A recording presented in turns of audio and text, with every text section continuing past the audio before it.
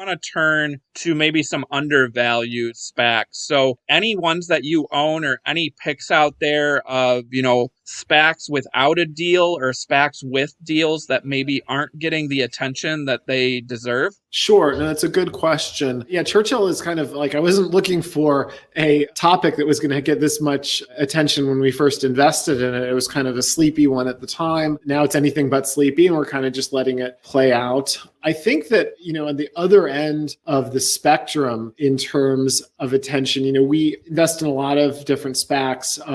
And since I have such a proclivity for kind of the big sponsors and big deals, they tend to be well-known ones. Every once in a while, there's a quirky little security that's interesting to me that's really kind of out of the way and under-analyzed. Generally, if I'm dealing with very well-regarded sponsors, they tend to have the more stingy units. So I'm generally interacting with people who can kind of dictate terms. So sometimes they have a equity with no warrant. Sometimes they'll have a fifth of a warrant, take it or leave it. But I equate it to my favorite local coffee shop in town. It has a big kind of angry sign that says cash only, no phones, and other rules like that. And I think, who can treat their customers like that? And the answer is people with really good coffee. And so the best sponsor teams generally don't have the most generous units. At the other end of the spectrum, and this is kind of not a normal situation, is one called Andina Acquisition Corp. Ticker is ANDAU. Disclosure, we're long their rights. They have this right, ANDAR, and it's been super undervalued. It was just kind of left for dead. We own it. We disclosed the position. I think it was at 42 cents. It's popped a little bit,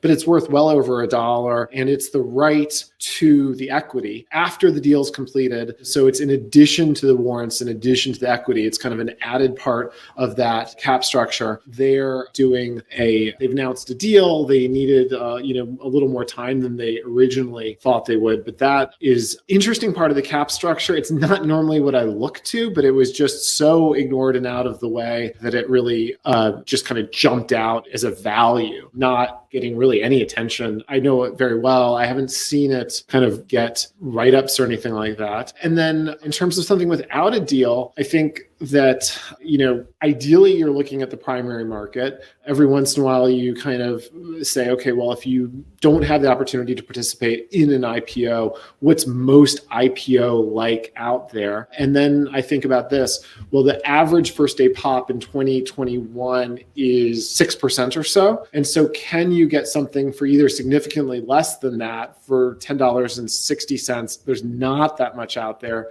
that really is. Or can you pay about 6% premium for something that's well above average quality? And so they say, okay, well, what can you get that's there?